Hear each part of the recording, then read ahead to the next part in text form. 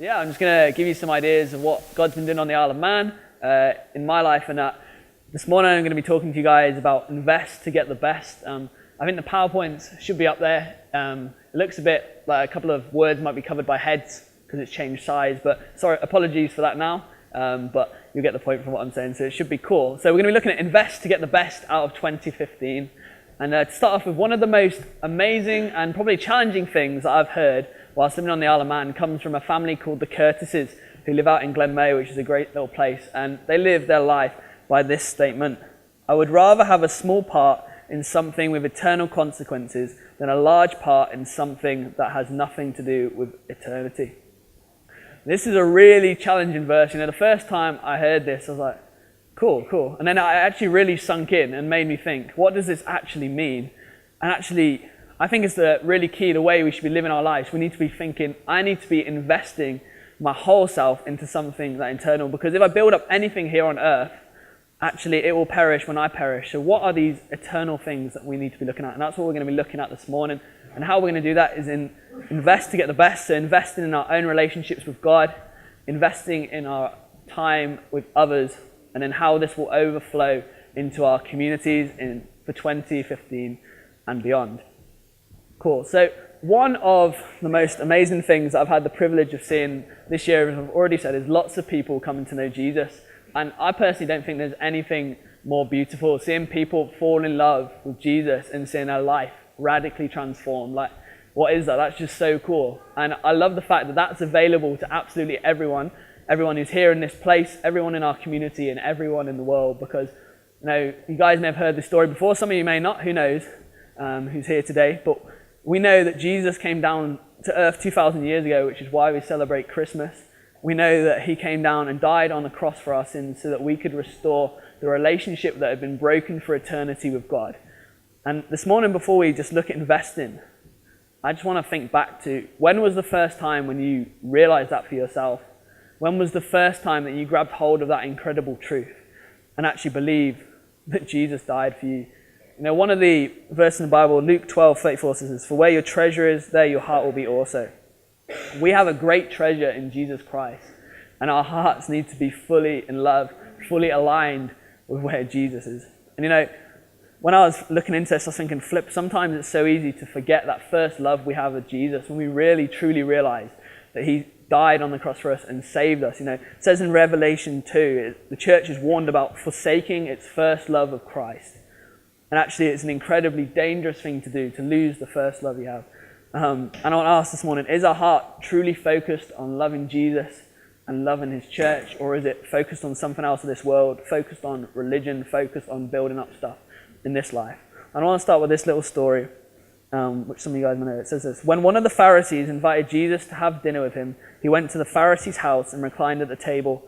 A woman in that town who lived a sinful life learned that Jesus was eating at the Pharisee's house. So she came there with an alabaster jar of perfume. As she stood behind him at his feet weeping, she began to wet his feet with her tears. Then she wiped them with her hair, kissed them, and poured perfume on them. When the Pharisees who invited him saw this, he said to himself, "If this man were a prophet, he would know who is touching him and what kind of woman she is, that she is a sinner." Jesus answered him, "Simon, I have something to tell you." "Tell me, teacher," he said.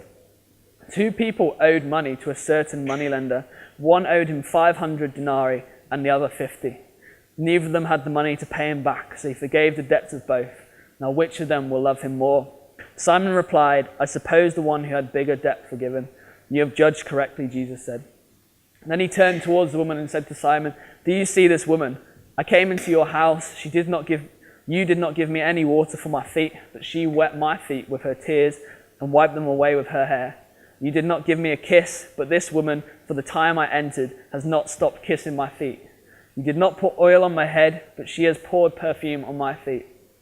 Therefore, I tell you, her many sins have been forgiven, as her great love has shown, but whoever has been forgiven little loves little." Then Jesus said to her, "Your sins are forgiven." The other guests began to say among themselves, "Who is this who even forgives sins?" Jesus said to the woman, "Your faith has saved you. Go in peace." And you know, the love of Jesus has driven many people to do crazy things, even some people to lay down their lives and die because they love Jesus so much. I mean, that's crazy. You know, there's not many things that people would really lay their lives down for. And especially someone who some people don't even believe in or don't see as real. Like, that's crazy. And this sinful woman here has done an incredible deed to Jesus because she loves him so much. She is like absolutely horrified that her king, or the person that she sees as the Lord of Lords, the Messiah, she is horrified that this Pharisee, this well man in the time, has not done the customary thing. You know, in those days when you come into a house, you're meant to wash people's feet. They sometimes put oil on your head to welcome you in. And she is absolutely horrified that her Lord hasn't had this same treatment from the Pharisee. So her tears is of upset. So she's crying because she's so horrified because of this. And actually, she bends down on her knees and starts cleaning his feet with her hair, with her tears, kissing her feet. His feet were going to be absolutely dirty, covered in all the sand and all the rest of the stuff, all the dirt, as they wore sandals back in those times. And Simon, from his perspective, was happy just having Jesus in his house. But actually, this sinful woman wanted to have Jesus in her life. And she loved him so much that she was willing to do anything for him. And as we're going to be looking at investing for the best, I want to ask this morning, how deep is your love for Jesus this morning? Is it this strong? Is it as strong as the first day you became a Christian? Is it really a true love? Do we truly realize that we've been forgiven by God for the sins of our life, and that Jesus has restored our relationship with him? And we should know that every day I sin all the time. It's a shame, but my flesh, I just can't control it. But we should know that we've been forgiven by God, and his ever-growing grace should make us love him even more, and it should be growly getting bigger and bigger. So again this morning I want to ask, where is your treasure based? Is it in the things of God or things of this world? Have you invested hold of the incredible truth of Jesus and invested to seek his kingdom first? And one of my favorite characters in the Bible is David, and we're going to be just looking a little bit at his life. I want to say this morning that the best way to invest into yourself is to be zealous for God, have a faith that God can do incredible things, and grow your love for God. So they're going to be our three things that we're going to be looking at to invest in ourselves. So Psalm 17 says this: "Hear me, Lord, my plea is just. Listen to my cry. Hear my prayer. It does not rise from deceitful lips. Let my vindication come from you. May your eyes see what is right. Though you probe my heart, though you examine me at night and test me, you will find that I have planned no evil. My mouth has not transgressed. Though people tried to bribe me, I have kept myself from the ways of the violent, through what your lips have commanded. My steps have held to your past. My feet have not stumbled." And the first 5 verses here of this psalm is David crying out to God, trying to say where his treasure is. He knows he's a sinful man. He knows that. But he's just shouting out, saying, I'm trying to live the very best I can for you, God. I want to put you first in everything. I want to align my life and live my life for your plans and for your purposes. And David is being obedient in his ways. And he's stating this over and over again. He knows where he's investing his true treasure. He's building it in for eternity. And I'd say, I've really been challenged last year to try and live my life like this, but it's flipping difficult. It's really, really, really challenging. And so many times you want to do it and then you mess up and do it and mess up. And it's so cool that Jesus constantly takes us back. Jesus is constantly forgiving us, and we choose to say sorry to him.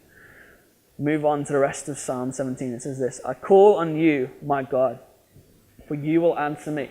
Turn your ear to me and hear my prayer.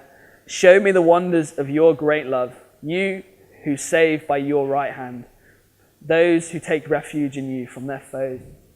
Keep me as the apple of your eye. Hide me in the shadow of your wings, from the wicked who are out to destroy me, from my mortal enemies who surround me." And David here knows it gets tough.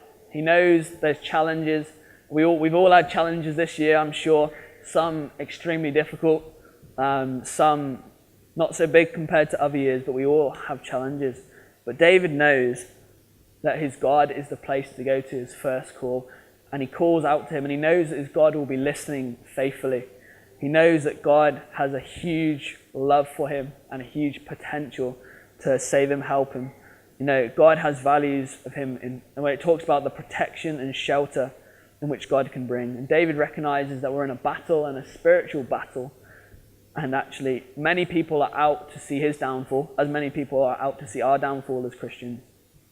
So David has 3 characteristics, which I believe he's drawing on from these lines. But also I want to talk to you by telling you some stories of people that I've met through my travels over the last year. So I want to focus on David's zealousness for God, his faith or belief in what God can do, and also the true love that I think David has for many things. So zealousness. The definition of zeal is this: to have great energy or enthusiasm in pursuit of a cause or an objective. And verse 5 says, my steps have held to your path. He's saying, I'm trusting you fully. I'm giving everything I am to try and hold to your path. And Romans 12:11 says this: never be lacking in zeal, but keep your spiritual fervor serving the Lord. Now up here, you can just about see her on the right, but this is Peggy Smith. So Peggy Smith is a lady who I met in South Africa. She is 92 years old, and she has one of the biggest zeal for God, passion for God I've ever seen. It's so exciting. She has such a cool South African accent, and I can't imitate it this morning. I could try. But she's constantly talking about how she wants to see God break through in the nations. She's been praying for revival. She just loves Jesus. She spends a whole day praying for people, and she is like, when you go to church, she is the person everyone's like, yeah, Peggy's here, because they just know she has a real passion for God. And I want to give you just a demonstration. I need 4 big lads to come and just maybe stand here. You be 1, you be good. You be 2, you be 3, and then Keith, you be 4, okay? Okay, so this is Peggy Smith, and you need to stand like this, okay? So you need to go opposite each other. Opposite, right. Yep, and you're going to catch me, okay? Just to give you an idea, okay? Right, so this is Peggy Smith. We're worshipping God in South Africa, and this is how they do it. They're a bit crazy, okay? And Peggy Smith, at 91, are you ready, boys? Okay? She goes like this and dives off. Woof! Okay, you can put me down again. Who did I kick in the face? I'm sorry. Okay, so Peggy Smith, at 91, such a passion for God, sorry for kicking you in the head, dives straight off the stage, and everyone goes, yeah! This is so cool. You know, she is so passionate for Jesus, and she wants to worship him. She isn't like, I'm old, I'm not doing this. She goes straight for it. And she is just like Caleb in the Bible, where Joshua's giving out the land of where to go. And he says, I want the high ground. I may be old, but I want to take the high ground. The best is still to come.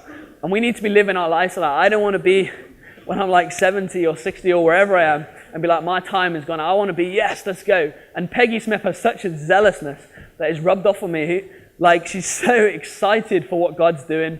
You know, at 90, she heard God say that you need to go to the Isle of Man.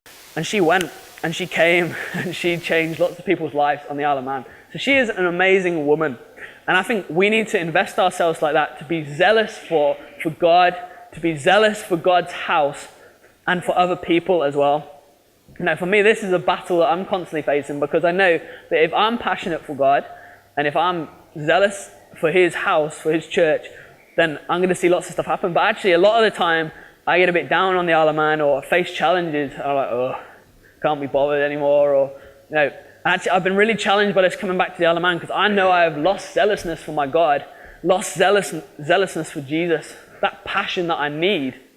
So I've been repenting a lot this week, saying, God, I'm sorry that I'm not as passionate for you as I should be, living my life as I should be. And you know, this is Jesus who died for us on the cross, who gave God sacrificed his only son for us. That is something we need to be passionate about, something that we need to be desperate to go and tell people about, desperate to just serve. That's an amazing thing. So zealousness, I think, is a key thing that we need to invest into ourselves for 2015. Okay, then we have faith. You know, you have in verse 6 here, I call on you, my God, for you will answer me. Turn your ear to me and hear my prayer. You know, David has faith that his God will listen. David has faith that he hears. And living a life of faith, looking at what the Bible tells us and believes it, is incredible. It turns the world upside down. It's an exciting, like, being a Christian shouldn't be boring. It should be incredibly exciting, because we can just go out and pray for people and people will be healed. Stuff like that. It's in the Bible and tells us to do that. And I'll tell you a story of this guy here. This is Bishop Peter Chanda, who's from Zambia. and his wife Charity. Now he came and stayed in my house on the Isle of Man. It's quite funny because he'd never been out of the country before. Basically, he can't afford a bus ticket to the next town, but God had told him that he's going to travel the world. And at 60 years old, he was said, you're going to go to the Isle of Man by 412, which is one of the apostolic networks that we're connected with. So he was flown over to the Isle of Man, never left the country.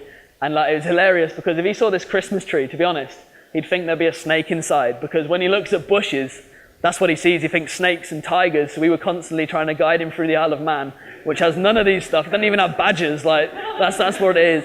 And he was petrified of these bushes when actually there was nothing in there. But he was a great guy, really, really, really quiet, and didn't really have the Bible as it is. He has faith to see God move massively. And we'd just be talking, blah, blah, blah, blah, blah, blah, blah. Oh yeah, that's good. And then he just goes, oh yeah, I raised my wife from the dead once. We're like, what?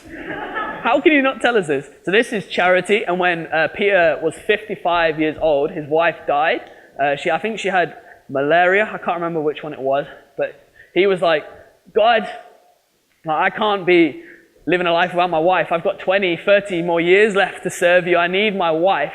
So in the morning, he just laid his hands on her and started praying over her, and he said, God, in your word, it says we can raise people to life. And she came back to life, and she lived with him. I met her in South Africa, which was really cool. But the funniest thing is, Charity, his wife, was like, why did you bring me back to life again? She was gutted, because I don't know what she was saying, but I reckon she must have been on the way to heaven and seeing Jesus or something, because she had to go at him at bringing him back to life, which is hilarious. How funny is that? And the second story, that this guy had such faith. So there was a woman in church whose arm was like this, and he was like, my Bible says I can heal, so I'm going to pray. So he's praying for her, and her arm's growing like this. So God is moving, and he's continued praying. And then she starts going, stop, stop, stop. And it's like, why? She was scared that her arm was going to go longer than the other one. Now, this guy had such faith, and it's really challenged me. If he's believing this, why can't we believe this as well? If our Bible says we can go and heal people, if we can pray for people, have so little faith. I tell you the truth. If you have faith as small as a mustard, nothing will be impossible for you.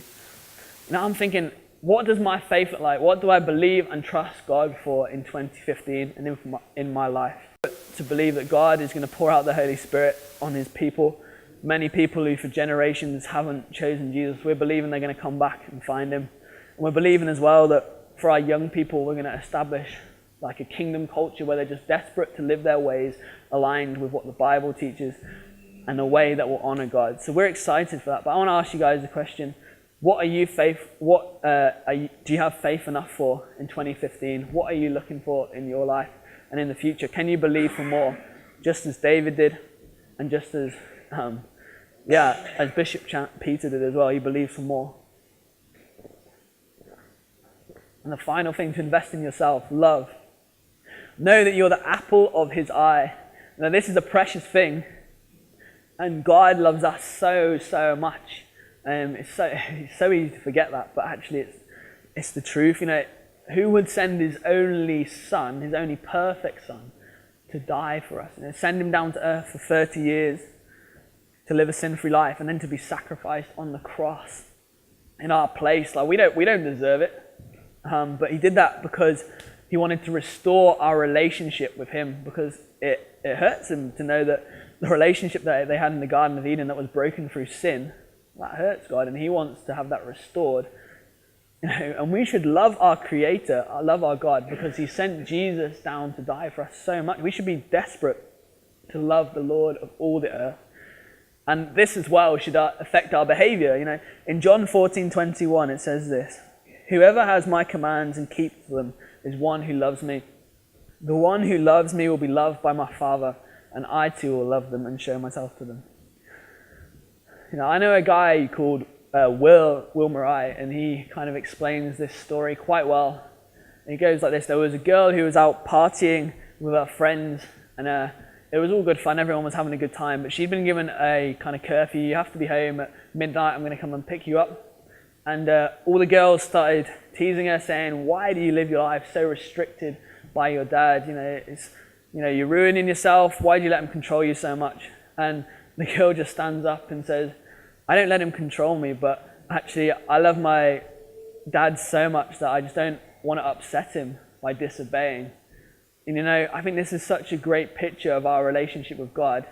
that actually so many times we follow to obey his commands, which are actually for our best, to live a life that's in the fullness of what God has for us. And I'm thinking, if we want to live a life that loves God, we need to come back to caring about what he commands us to do, and also the effect that our sin has on him. And I've had the real pleasure of seeing one of my mates, Danny Hignett, who's up there. Really, I met him in February this year on the Isle of Man. He's a proper Scouser. Literally, you can't understand him. That's how Scouse he is. And he's got some crazy words like slambonied and la, and I'll start saying them because they're in my language now. I don't know how he's infiltrated my language, but good on him. But I've had the privilege of seeing him become a Christian in February, and he was living a life kind of getting drunk every week. He was swearing, he's addicted to his games, and he was just unhappy. He didn't know what he was doing with himself. But actually, I was just even talking to him last night, and we were just talking, what does 2015 look for us? What does it look like? And we're just saying, I want to put God first in everything. And he's done that because he has grabbed hold of this love for God. He's recognized that Jesus has died for him. He's recognized that. And the love of God just oozes off him. On the Isle of Man, we have some great sunsets because of our position in the sea, and where like Northern Ireland and Ireland, you can see a silhouette of what's happening. And he's just there like, God is showing off tonight with this sunset. And just like, he just puts it in such blunt but straightforward phrases, because this is the love of God that oozes off him. And it goes into people as well. He just loves people, and this is God. He just can't help but shout how much he loves Jesus. And it's so cool. And we need to be like that as well. We need to have that heart to love God so much. So I want to ask you guys, how much do you love God today? And how can you grow this greater? So for 2015 and for life, for this time and this year to be good, invest to get the best. Become zealous for your God. Grow your faith in what God can do. And grow in your love for the King. So now we've looked at investing in yourself. Now let's look at investing in others. It says this in Psalm 17 again. They closed up their callous hearts, and their mouths speak with arrogance. They have tracked me down. They now surround me with their eyes alert to throw me to the ground. They are like a lion hungry for prey, like a fierce lion crouching in cover. Rise up, Lord, confront them, bring them down. With your sword, rescue me from the wicked. By your hand, save me from such people, Lord, from those of this world whose reward is in this life. May what you have stored up for the wicked fill their bellies. May their children gorge themselves on it. May there be leftovers for their little ones. As for me, I will be vindicated and will see your face. When I am awake, I will be satisfied with seeing your likeness. And I find this passage of scripture truly challenging, but also saddening. It describes so many people around us who actually are building up a kingdom for themselves here on earth, but actually rejecting the offer of spending eternity with God, rejecting that and turned away from restoring that relationship that we were created for. And actually, I think David really highlights it here in 13 and 14, where David fully understands that the time on earth is incredibly short. We don't have long here. And actually, if the guys are so far away from God that they're never going to come back, actually he's saying, just let them have the best they can here on earth.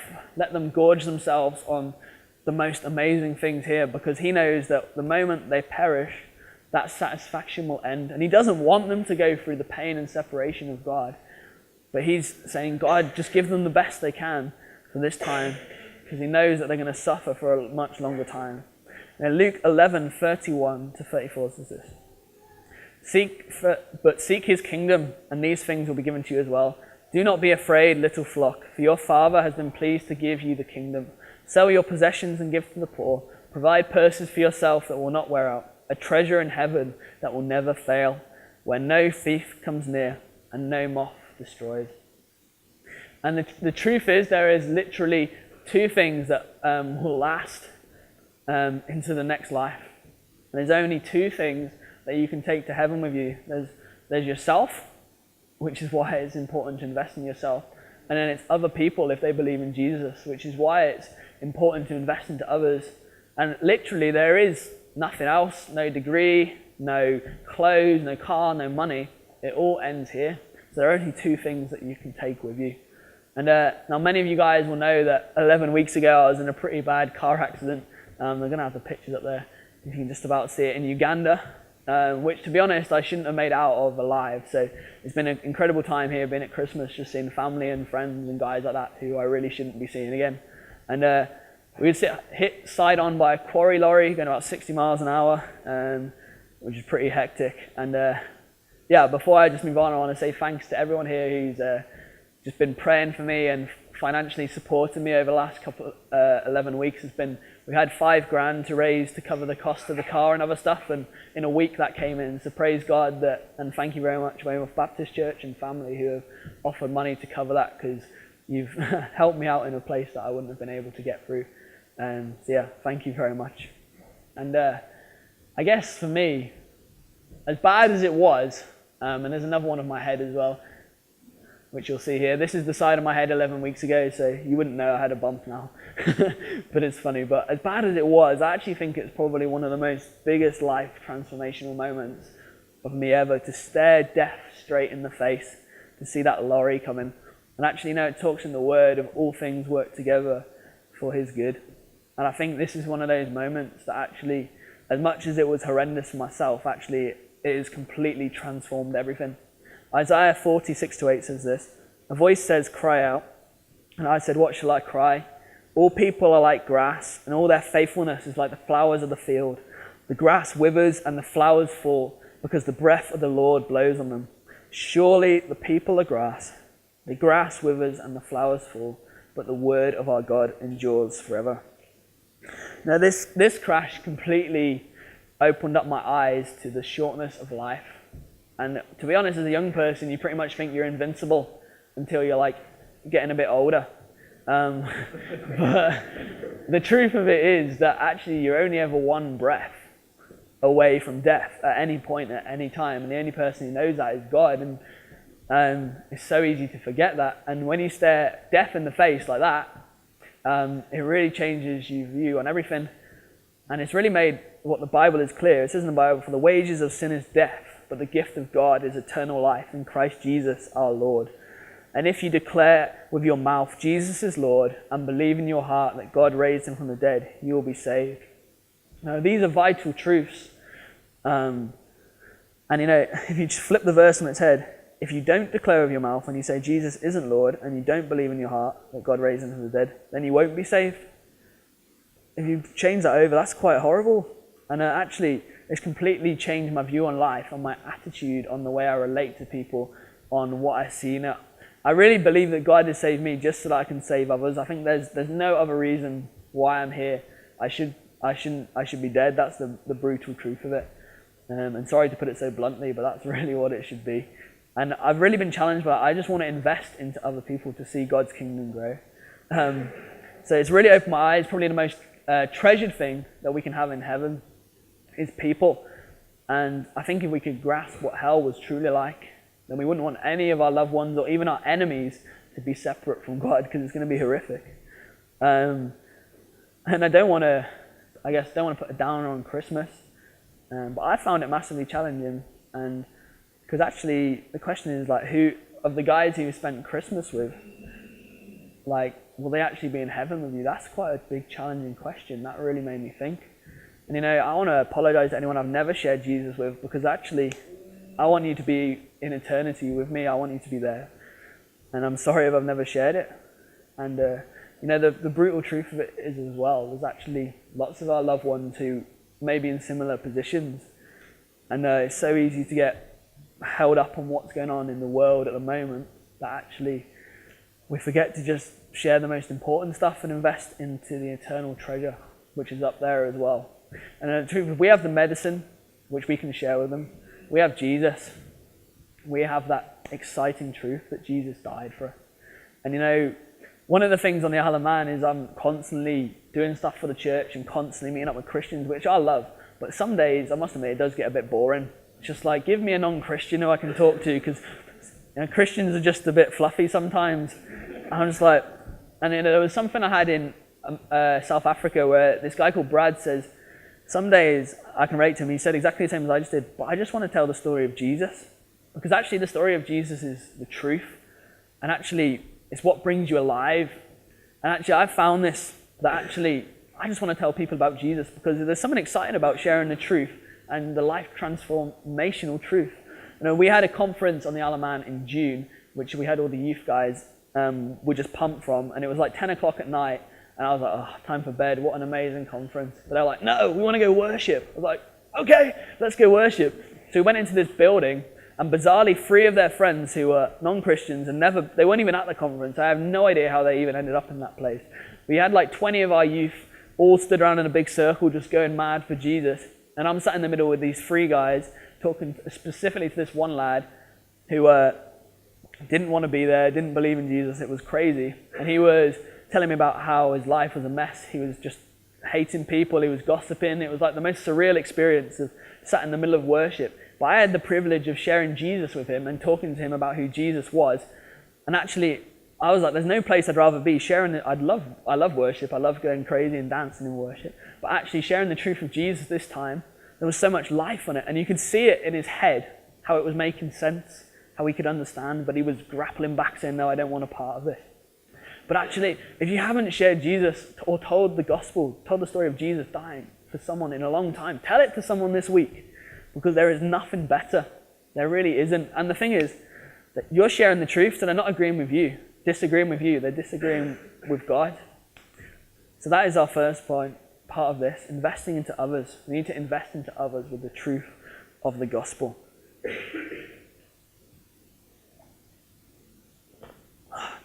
And the second part of investing into others that I just want to look at. Now, looking ahead of me, I see a lot of wisdom.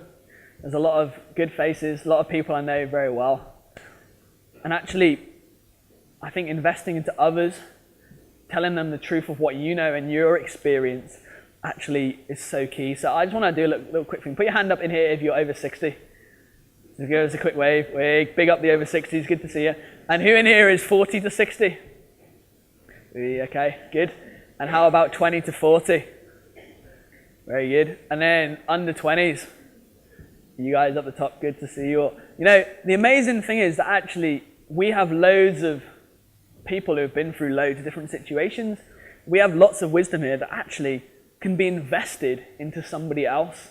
You know, one of the things that I've heard before that's kind of one of the most biggest treasure chests is actually our graveyards, because you have so many stories, so many life experiences, so much stuff that can be invested into people to bring them into more in their walk with God and in their life. And imagine this, if you invested all you have into someone below you, actually that would cause a massive impact on a lot of people. And a lot of you guys are already doing that already, which is incredible. And I want to say a big thanks on my behalf, and probably a lot of other people who have grown up through Weymouth Baptist Church as well, who will say the exact same thing.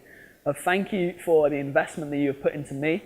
I know I certainly wouldn't be here if it wasn't for all that you've done for me. So guys who serve in the creche, or Sunday school teachers, or KFC, or worship team, or youth team, or just people who have spoken to me, Northmore crew, you know, that sort of crowd, anyone like that, actually, you've invested into my life and actually built something into me that has made me the person that I am today. And actually, it doesn't just take one person to raise up a Christian, but it takes a church and a family to raise up someone to be more into God. So I want to say thank you to you guys, and I know there'll be lots of people around here who will say the exact same thing. Thank you for all that you've invested in. And actually, as we continue to invest, we can continue to see our guys grow, continue to see our guys come into more stronger Christians, stronger believers with more wisdom. So I want to ask, the question is, who are you investing into in 2015? Who can you give your time to, your words to, your advice to, your experience, your wisdom, to grow up new leaders for our church, to grow up stronger Christians and people who will change the world for Jesus? Listen to this poem that I've got here. We trusted you to live healthy lives before our conception. You abused yourselves with abnormal sex, drugs, and nicotine. We trusted you for nourishment, but you fed us contamination. We trusted you to keep our bodies pure, but you made us addicts. We trusted you with our safety, but you passed laws to abort our lives. We trusted you with our future, but you gave us AIDS. We trusted you for love and affection, but you left us abandoned. We trusted you for a healthy diet, and you cop out with junk food. We trusted you for our moral guidance, and you set a pathetic example. We trusted you with our spiritual well-being, and you never even mentioned Jesus. We trusted you with our education, and yet you let our schools fall apart. We trusted you to keep our eyes pure, and yet you make our films of explicit sex and violence. We trusted you to keep our ears pure, and yet you swear and blaspheme in front of us. We trusted you to keep our mouths pure, and yet you feed us obscene literature and songs to recite. We trusted you with our young hearts, and yet you encourage us to grow old before our time. We trusted you with our mental welfare, but you screwed up our minds with your double standards. We trusted you on building relationships, and yet you locked us away inside video games. We trusted you to show us the truth, and you gave us virtual reality. We trusted you with the family values, and you gave us common law partners. We trusted you with our innocence, but you abused our bodies. We trusted you with our adolescence. You encouraged us to have safe sex and contraception. We trusted you what's right and what's wrong. You mock what's right and defend what's wrong. With our future, what future? We trusted you.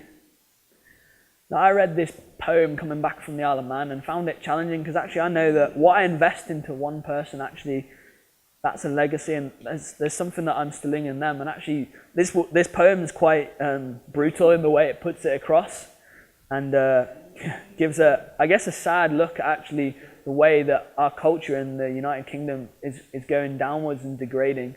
And actually, I think without instilling biblical principles into our life and following the plan that has been set for us and bringing Jesus in, we're going to continue to see this pattern of degrading in our country. So I think it's so vital to invest into others, what you have, to see them grow, become strong, and not fall away. And the thing is, we're all building a legacy behind us, some with children, but also with spiritual children as well, and with a church. And I ask, we all reproduce after our own kind. So what I do, somebody else who's following me will copy as well. So for you guys who are here in the church today, what do you want our church to look like in 20 years' time? What legacy and setup do you want to leave when you're gone? I believe that we constantly need to be investing into the next generation. I think it's a kingdom principle that Jesus modeled, investing intensely into his disciples. He went everywhere with them, showed them the way of what we need to do. He equipped them.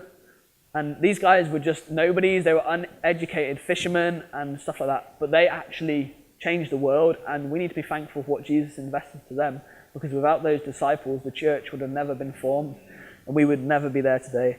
So the question is, are we willing to raise up people below us who we're going to pour our lives into and see them grow stronger to walk in God's plans for their life? It says this in Proverbs 22:6. Direct your children on the right path, and when they are older, they will not leave it. And again, just finishing with David. David was a man who understood what it meant for preparing and equipping others for the next generation. And David had a vision to build a temple for God where he could house the Ark of the Covenant. But actually God says, you've killed too many people. You have the blood of many people on your hands. But your son Solomon will build a temple. So what would you think David would do? David had hundreds of chariots, so I would just go chariot racing for the next 20 years and play some Israeli golf or something like that. I don't know what he'd do. But what did he choose to do? And splendor in the sight of all nations. Therefore, I will make preparations for it. So David made extensive preparations before his death. And when he made preparations, they were extensive. It talks in the Bible that he got tons and tons of gold, silver, bronze, iron, wood, stone, and also brought people, master craftsmen, who could come in and build it as well. All the materials were ready to be built, and he was preparing for something to be built that was magnificent. So I want to ask, what legacy do you want to leave behind you? And what are you leaving for the next generation to build upon? We need to raise up a team. We need to raise up a generation that will transform the world. And actually, I was doing some maths. If each one of us, say there's 100 people here, just took 2 people to invest into for a year, and if we kept on doing that and investing well, and over the next 6 years, each of us took 2, and the people that you invested to took 2, actually that would come to about 73,000 people. And actually that's almost the population of Weymouth. So if we keep on pouring our lives out into others, actually you'll see just generation change. And we're believing that for the Isle of Man as well. We're believing that we're going to see a revival across the island. We're believing that we're going to see lots of people come to understand the amazing truth of Jesus. But this can't be done by one person alone. Actually, it needs to be done by a huge, huge crowd of people. willing to lay down their lives, invest into the island and serve the people, as well as God's Spirit moving amongst that. And actually, for me personally, that's been a real battle, because I like doing everything myself. I think I'm quite good at it. I think I've got lots of pride I still need to work through. But actually, I think the way it is actually I'm seeing that the more I just pour into others and let them run with the dream and the vision and just go with it, actually we're going to see a nation changed. So I want to ask, 2015, who are the people that you're going to invest into? Firstly, who are the people that you're going to invest into with the truth of Jesus Christ, with the gospel, that life transformational story? And secondly, who are the people that you're going to invest into and equip to become stronger in their faith, to walk closer with God, and to just pour the life's wisdom that you have? You know, we all have something to offer. Be it if you're 5 or if you're 80, you have something to offer. And finally, last thing, how will this overflow into our communities? I think this, if you're investing into yourself with God and investing into others, you'll just see the community change, because you'll capture God's heart of what it is. It says, go to all the nations, go and spread the truth to all the nations, and we are nation changers. And, you know, on the Isle of Man, we're seeing so much incredible stuff, but I want to tell you, it's not what we've done, but actually, in much of it is what people have done before. You know, Live and Hope Community Church has only been on the Isle of Man for 5 years, so a relatively new church. But I know that it's 200 and 300 years before we've had people faithfully praying that God will pour out his Spirit on the Isle of Man. We've had churches who have been there before, have been sowing seeds, opening the ground, people who have lived lives for God. And actually they have prepared the ground for God to move in power. And we're expectant for amazing things in 2015. And that's in no doubt to the part that they've played.